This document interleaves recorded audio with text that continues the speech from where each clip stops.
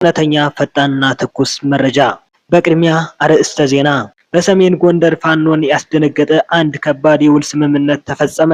ከባህር ዳር ከተማ 55 ኪሎ ሜትር ርቀት ላይ በምትገኘው የደቡብ ጎንደር ከተማ ፋኖ ከባድ ጀብድ ፈጸመ። ፋኖ ትልቅ ድልም ቀንቶታል። ዝርዝር መረጃውም አለ እናጋራችኋለን። አብራችሁን ቆዩ። በእብናት ወረዳ የሚገኙ የፋኖ አባላት አሁን ላይ ያሉበትን ሁኔታም ዝርዝር መረጃ ይዘናል። በደቡብ ጎንደር በደብረ ታቦር ከተማ በትናንትናው ዕለት ህዝቡንና የመንግስት አካላት ሚሊሻና መከላከያን ያስደነገጠ አንድ ትልቅ ክስተት ተከሰተ።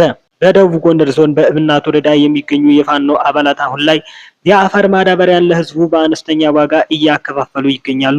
ከአፈር ማዳበሪያ ሽያጭ የሚገኘውንም ገንዘብ በኩንታል በመቋጠርና በቲዮታ በመጫን ከእብናት ከተማ በቅርብ ርቀት ወደምትገኘው ሰለማያ ደጋ መዛ ወደምትባል ከተማ እያሸሹ እንደሚገኙም ታውቋል። ህዝቡ በአነስተኛ ዋጋ ምንም እንኳን የአፈር ማዳበሪያ ለጊዜው ቢያገኝም ወደፊት ግን መንግስት ስለከሰረ ላያቀርብልን ይችላል፣ ወደፊትም መሬታችን ጦም እንዳይቀርብን ሲል ተደምጧል። በትናንትናው ዕለት በደብረ ታቦር ከተማ እኩለ ቀን የመንግስት አካላት መከላከያ፣ አድማ መታኝና ሚሊሻ ከጦር አዛዦቻቸው ትጥቃችሁን ታጠቁ፣ ተዘጋጁ፣ ፋኖ መጥቷል በሚል ሰበብ ከፍተኛ ውጥረት ገብተው ነበር።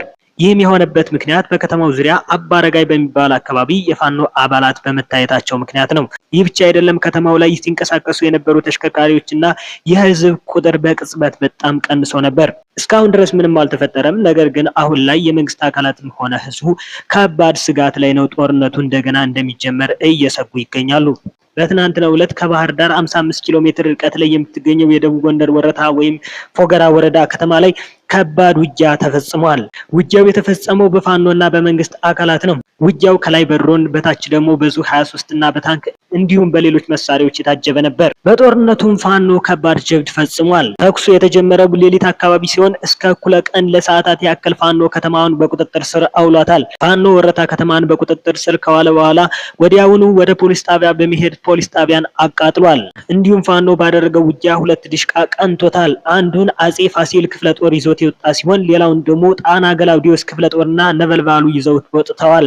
ዲሽቃዎቹ ከከተማ ሲወጡ በስናይፐርና በብሬን ታጅበው ነው የወጡት ተብሏል። እንዲሁም ጣና ገላውዲዮስ ተብሎ የሚጠራው ክፍለ ጦር ከ2 ቀናት በፊት ደረሃ ሙሲት ላይ 2 ዲሽቃ 4 ብሬንና ስናይፐርን ጨምሮ ሙሉ መኪና መሳሪያ አግኝቷል። እንዲሁም በሌላ በኩል ቦምቦችንም በኬሻ ሙሉ ማርከናል ብለዋል።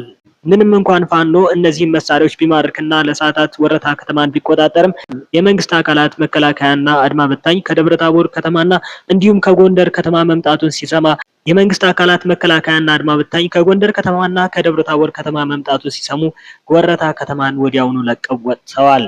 በሌላ በኩል ፋኖን ያስደነገጠው ስምምነት ይህ ነው። ብልጽግና የሰሜኑ ኮከብ እያለ የሚጠራው ቶማስ ጃጃው በከፍተኛ ውል ተፈራርሞ ማስገዳት ሊጀምር ነው ተብሏል። ቶማስ የዳባትን ደባርቅንና ከፊል ወገራን ፋኖ ለማስገዳት ለአንድ ፋኖ እስከ 25,000 ብር ነበር እየታሰበለት የነበረው።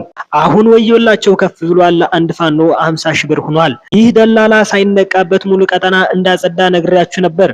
አሁን ወደ ጸያይሞቹ ሊሄድ ዝግጅቱን ጨራርሷል። ከወራት በፊት አርማጭሆ ዲሽቃ ይዘው የገቡትን በዚህ ሰው ምክንያት ነው ተብሏል። ውድ የጽናት ሚዲያ ቤተሰቦቻችን በዛሬው እውነተኛና ትኩስ መረጃን አጋራናችሁ። አሁንም እውነተኛና ትኩስ መረጃዎችን ስለምናጋራ ሁሌም እንዲደርሳችሁ ቪዲዮ በምንለቅበት ሰዓት ሰብስክራይብ በማድረግ ቤተሰብ ሁኑ። ሼር፣ ላይክ በማድረግም ይህንን እውነተኛና ትኩስ መረጃ ለብዙ ሰው አድርሱ። በሌላ የድል ዜና እስከምንገናኝ ቸርን ሰንብት። ደህና ሁኑ። እግዚአብሔር አምላክ ኢትዮጵያን ሰላም ያድርግልን።